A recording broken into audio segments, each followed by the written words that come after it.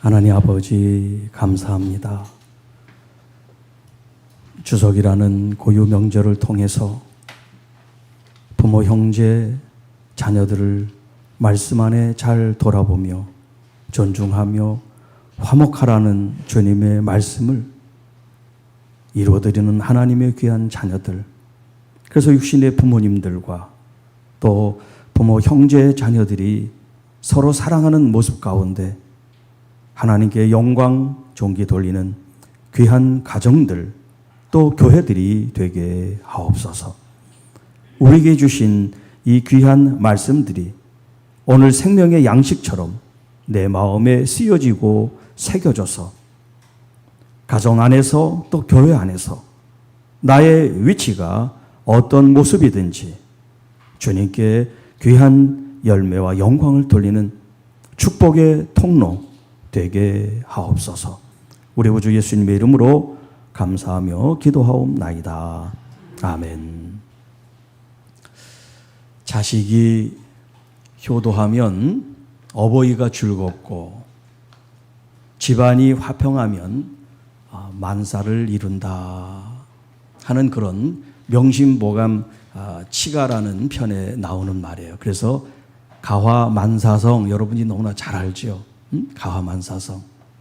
집안이 화목하면 만사가 다 잘 된다. 사실 성경에도 우리에게 이런 화목에 대한 말씀이 이 오늘 본문 이뿐만 아니라 여러 곳에서 말씀을 하고 있어요. 예수님께서 이 땅에 십자가를 지신 것까지도 우리로 하여금 하나님과 화평되게 하기 위해서 십자가를 지었다라고 표현을 하고 계시니까요. 그래서 오늘은 이런 화목에 대한, 화평에 대한 주제를 가지고 가정과 교회를 어떻게 우리가 화목하게 하고 또 그 화목된 가정과 교회들이 하나님께 영광을 돌릴까 하는 부분에 대해서 함께 우리가 말씀을 나누려고 합니다. 자, 우리가 가정이 됐든 교회가 됐든 어떤 공동체가 됐든 사람은 혼자 살 수 없다는 거예요. 그래서 이 상형 글자인 한문에서 사람 인자를 이렇게 막대기 두 개가 같이 이렇게 겹쳐져 있어서 서로 의지하게 만들었어요. 혼자 이렇게 서 있지 않고 평행성을 그려서 혼자 살지 않도록 서로 같이 부대끼고 만나고 의지하고 협력함으로 사람 인자를 이제 만들었어요. 그래서 하나님께서 이 세상을 다 창조하시고 그리고 엿새날 하나님께서 하나님의 형상으로 하나님의 모양으로 만든 것이 사람인데 아담을 만들고 그가 혼자 독처 혼자 있는 것을 안쓰럽게 여기고 그를 깊이 잠재우고 그 갈비뼈를 통해서 하와, 이것으로부터 나왔다는 그런 이름인 하와라는 이 배필을 하나님께서 창조하셨어요. 그래서 사실은 교회보다 가정이라고 하는 하나님의 이 부르심 앞에 가정이 먼저 시작이 됐어요.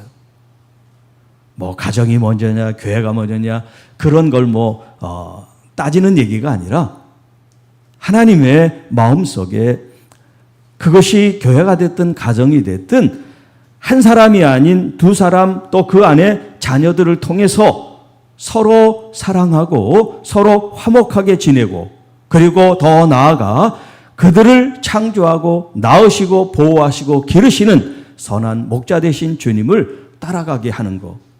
가정으로서 교회 공동체로서 모든 하나님의 피조물들이 하나님을 영화롭게 하는 것, 그것이 하나님의 바람이고 목적이고 창조하신 뜻이다라고 할 수가 있겠습니다. 자, 오늘날 가정, 우리들 자신들이 속해 있는 가정, 또 내가 속해 있는 이 교회 모습은 어떻습니까? 화목한가요? 평화로운가요? 사랑이 넘치나요? 물론 어느 때는 그런 때도 있지만 또 어떤 때는 그렇지 않을 때도 있지요. 그래서 부모님들이 자식 때문에 소가리를 한다든가 또 자식이 부모님 때문에 또 이렇게 멀리 떠나서 부모님과 연을 끊는 그런 사람들도 있고 어떻게 보면 가정, 가족 혹은 교회 모습들이 참 사람 수만큼 다양하고 또 여러 가지 모습을 띠고 있는 것 같아요. 사람은 다르고 색깔은 다를지라도 우리가 지향하는 건 뭐냐면 가정과 교회가 평안해야 된다는 거예요. 화목해야 된다는 거예요. 왜냐하면 우리 사람들이 이 땅에 살아가면서 지치고 힘들잖아요. 사람들과 부딪히면서 일터에서. 얼마나 많은 스트레스를 받고 살아갑니까? 자, 이런 세상에서의 노출된 그런 위험도 있고 스트레스 있고 아픔도 상처도 많은 것들이 이 가정에서 교회에서 녹아지고 회복이 되고 다시 힘을 얻고 일터로 가고 또 세상으로 나아갈 수 있는 그런 힘을 얻게 되는데 가정이 그런 힘을 줄 수가 없고 가정이 그런 위로를 줄 수 없고 가정이 그런 편안하지 않다면 세상과 가정이 다를 바가 없잖아요. 그 아픈 영혼, 그 상처 입은 심령은 어디 가서 위로를 받고 어디 가서 안식을 얻어야 될까요? 가정이나 교회나 주인이 누구냐면 왕이 누구시냐면 다스리시는 분은 누구냐면 바로 우리 주 하나님이세요.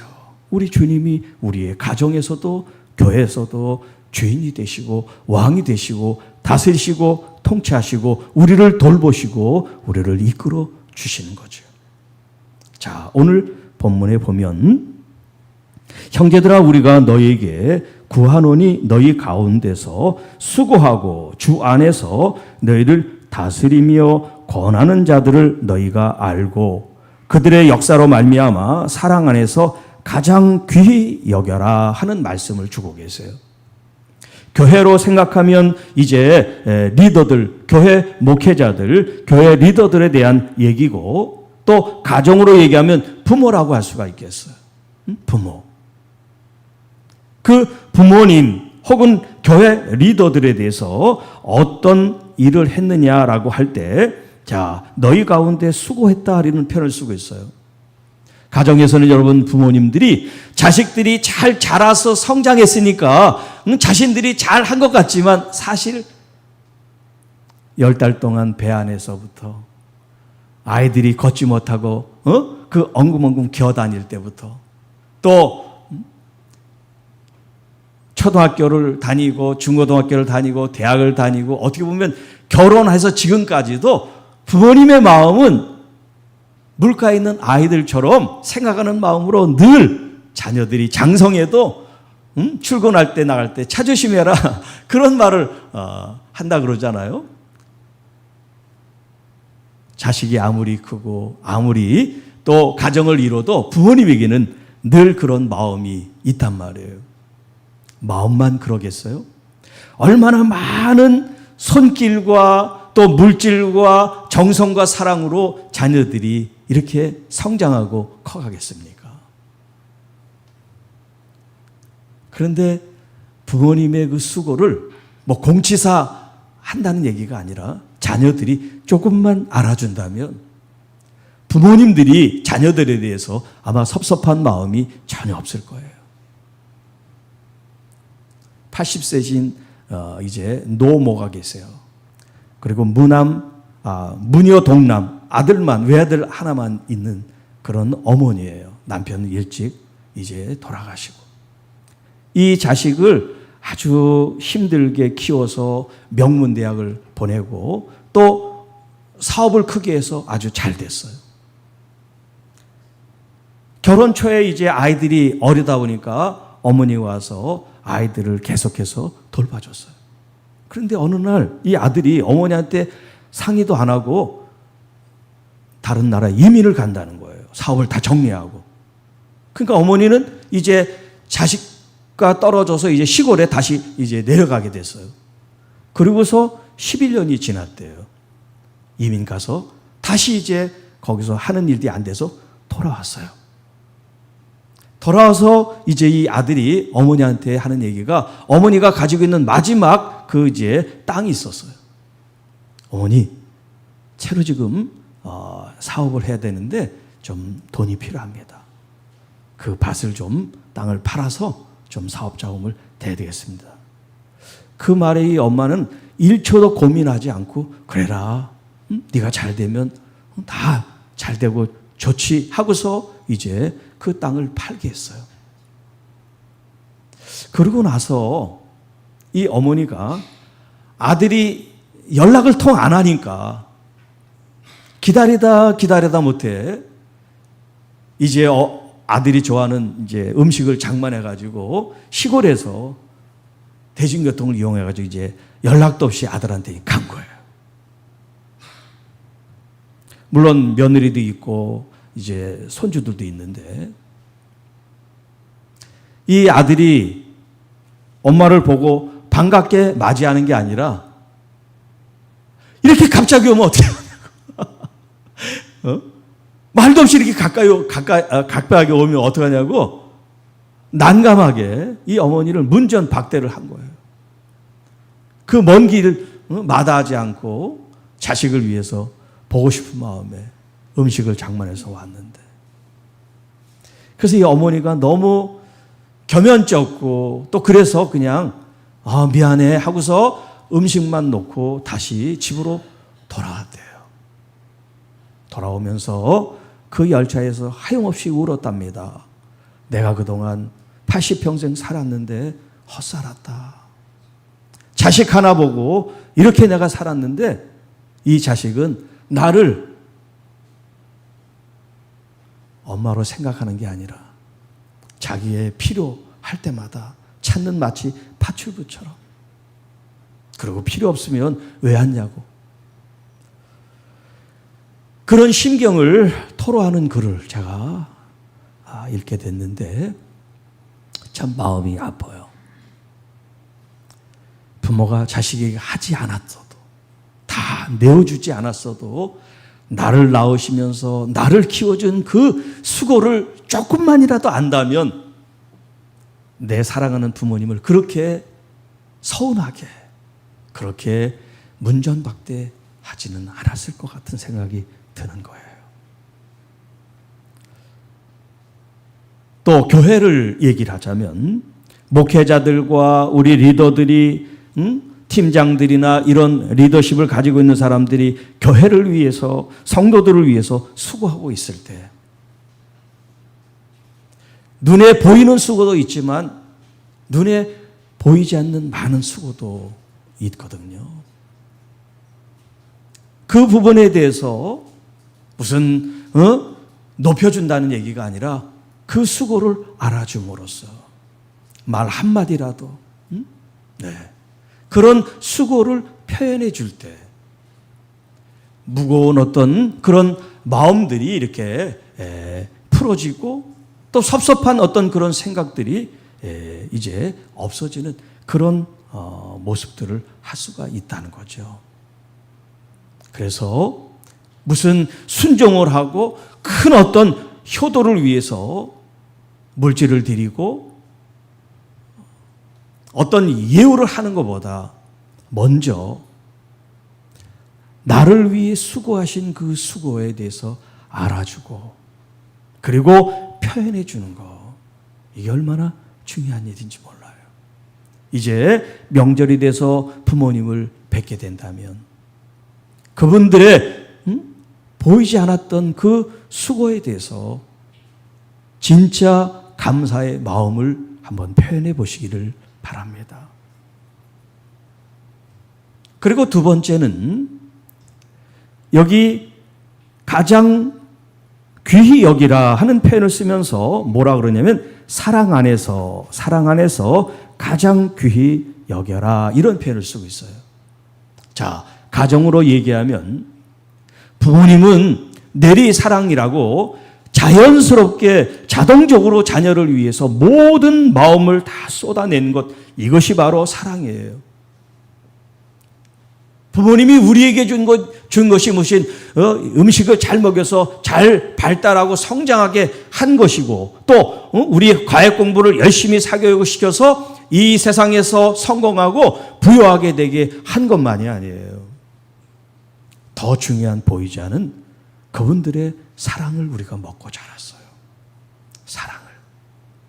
음식만 먹고 지식만 먹고 자라면 사람일 수가 없어요. 사람은 그것보다 더 중요한 건 뭐냐면 바로 사랑이에요. 인간의 정리.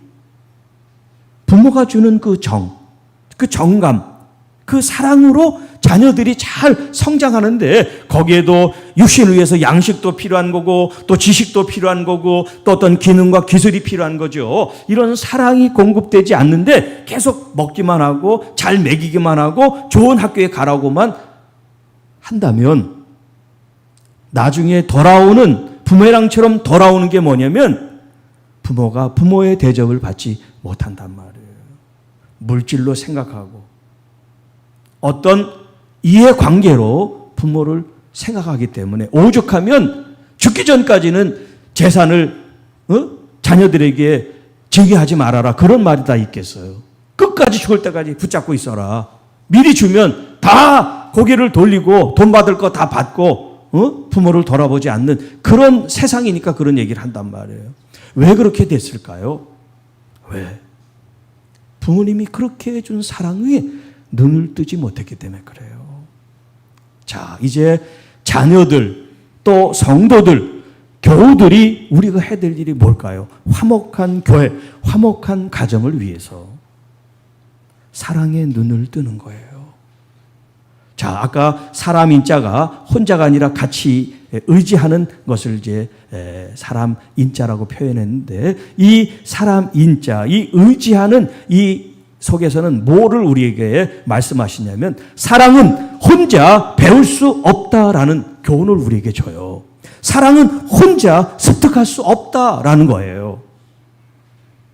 그러니까 사실 부모도 무슨 청년 때 결혼 전에 부부 학교, 부모 학교 이런 거를 잘 마스터해 가지고 아이들을 임신했을 때, 출산했을 때 어떻게 양육하는 그런 거를 퍼펙트하게 알고 자녀를 양육하는 부모는 아무도 없어요.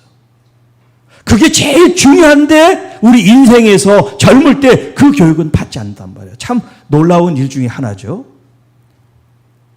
여러분 기계를 새로 습득하는 거하고 어떤 학문을 새로 습득하는 거는요. 배우면 돼요. 그 중요한 가치도 배우면 돼요. 그런데 자녀를 양육해서 자녀를 키우는 게 그 어떤 가치보다 어떤 일보다도 중요한 일인데 그 일은 무지해. 이렇게 말하는 저도 지금도 무지하니까요. 네, 계속 배우는 중이죠. 그러니까 젊을 때 청년 시절에 부모가 되고 자녀를 양육한다는 게 뭔지 그런 거를 사실 우리가 교육이 됐어야 되는데 그러지 못하다 보니까 서툰 거죠. 처음 부모가 되니까 서툴잖아요. 그래서 둘, 셋 나면 좀 나을까 싶었는데 지금은 또 전부 다 이제 자녀를 하나만 낳든가 또 아예 자녀 없이 살든가 아니면 독처 혼자 사는 이런 시대가 돼버렸단 말이에요. 부담스러우니까 짐을 지지 않으려고. 자, 사랑의 눈을 뜬다는 게 뭔가? 부모님이 자녀를 양육할 때 사랑해 이런 얘기를 들려줬어야 돼요.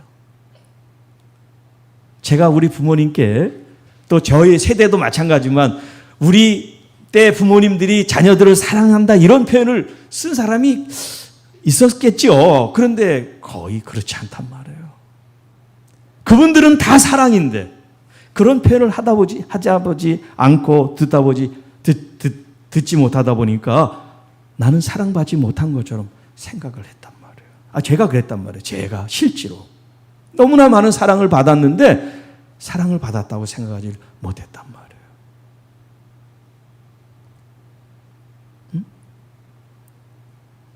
여러분은 어떠세요? 여러분은 부모님의 사랑을 다 받았다고 생각하세요? 또 느끼고 계세요? 경험하고 계세요? 네, 감사한 일이죠. 만약에 그러지 못한다 할지라도 지금부터라도 하면 돼요. 자녀들을 만나면 사랑해, 축복해, 고마워. 이거 무슨 어려운 단어 아니에요. 외국어 아니에요. 아주 쉬운 말인데 이게 내 입으로 나오기가 이렇게 서먹하고 어려운 건 하질 않아서 그래요. 하면 돼요. 시작하면 돼요. 자, 우리 좌우에 있는 분들 보면서 세 마디. 사랑해, 축복해, 고마워. 한번 해봅시다. 시작.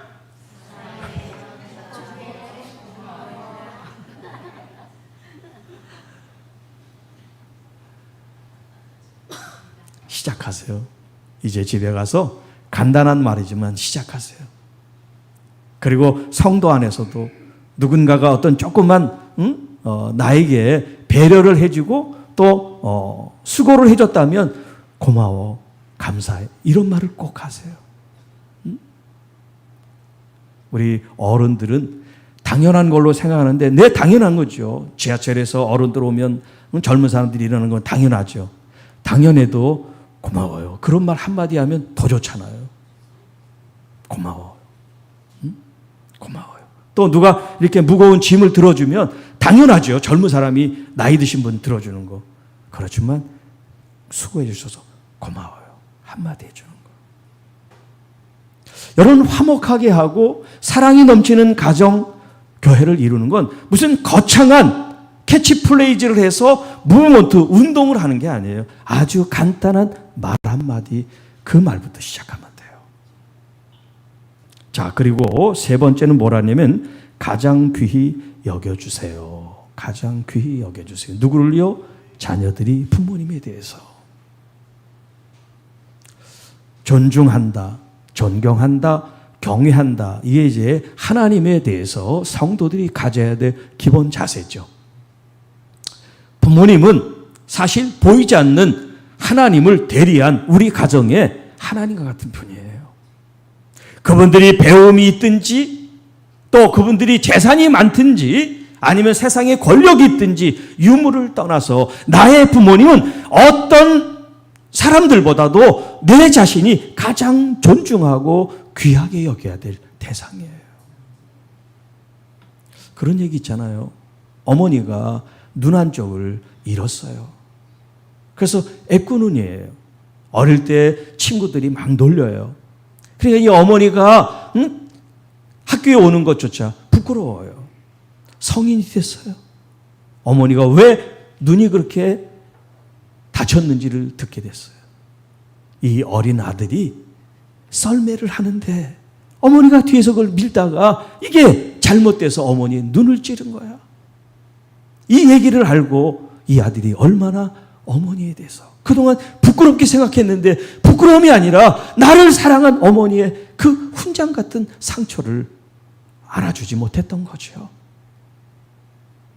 여러분, 내 부모님의 흠도 상처도 귀하게 여길 수 있는 자식. 누구 때문에 얻은 상처, 누구 때문에 얻은 고통이 바로 나를 위해서, 나 때문에 얻은 상처요, 아픔이었던 거예요.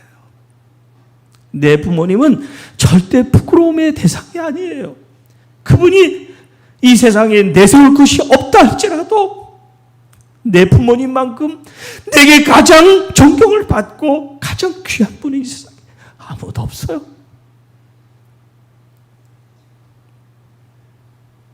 그런 마음으로 부모님을 정말 존중히 여기고 귀하게 여길 때 부모님 말씀을 우리는 자연스럽게 순종하게 되고 또 부모님의 그 마음에 우리가 하나가 돼서 가정으로 이루어야 될 화목된 가정을 이룰 수가 있는 거예요. 그래서 너희가 너희끼리 화목하라. 너희끼리 화목하라. 이 화목이라고 하는 한자가 이제 서로 상을 펴놓고 아주 화목하게 화평하게 서로 이렇게 식사를 하는 그런 이제 파자를 하면 그런 의미예요. 왜냐하면 전쟁이나 난리가 나면 그렇게 상을 펴놓고 평안하게 음식을 먹을 수 없다는 거예요.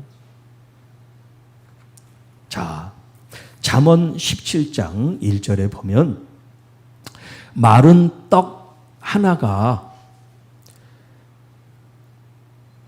육류 혹은 산의 진미 이런 것들이 매일매일 집안에 밥상으로 차려지지만 다투는 그런 집안보다 마른 떡 하나 있는 그 화목한 가정이 더 낫다라는 그런 말이 있어요. 어떤 물질이 아무리 풍요로워도 서로 집안에서, 교회 안에서 서로 티격태격하고 다투고 서로 기분 나빠하면 그런 여러 가지 경제적인 여건이 형편없는 처지에 있다 할지라도 화목한 그 가정이 더 아름답고 은혜롭고 행복하다라는 표현을 잠언에서 해주고 있습니다. 이제 말씀을 정리하겠습니다.